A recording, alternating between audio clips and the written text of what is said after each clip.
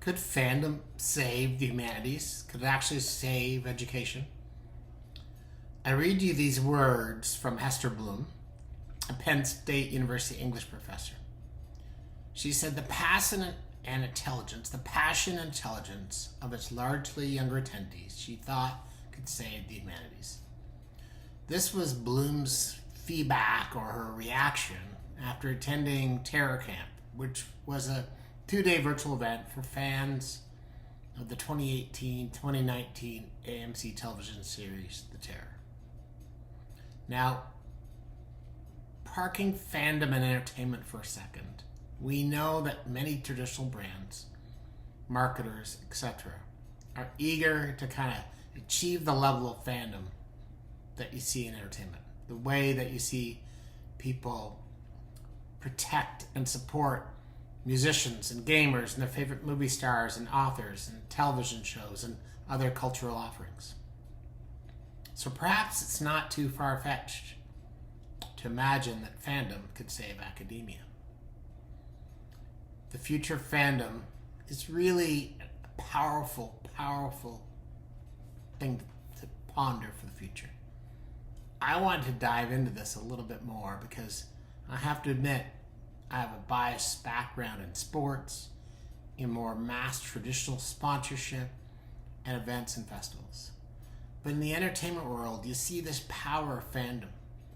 You know, if you think about the army who follows the K-pop sensations BTS, if you think about the Harry Potter community, or Beyonce's Beehive, these icons, these entertainers, these platforms, if you will, or properties, as in Harry Potter, have a devotion and attention that brands could only dream of, that brands could only imagine having. And so I wanted to dive in and really start to learn a little bit more about the future of fandom. What are the keys behind this? Why do brands like Gymshark have such tremendous success by building fandom amongst their community? And I think there's a few things for you to ponder as you dive in. And I'll share the highlights here, but there's more detail in the blog. Number one, instead of labeling your buyers as customers or consumers or purchasers or target markets, why don't you actually start by labeling them as fans? Immediately you will begin to start your brand strategy based on fandom. We often think that fandom is about emotion, it's about adoration, it's about love. But quite frankly, it's really about relatability. It's that threshold that Taylor Swift has crossed from being a performer to being a person, because she shares her private battles, professional and personal, with you, and the Swifties come to her defense.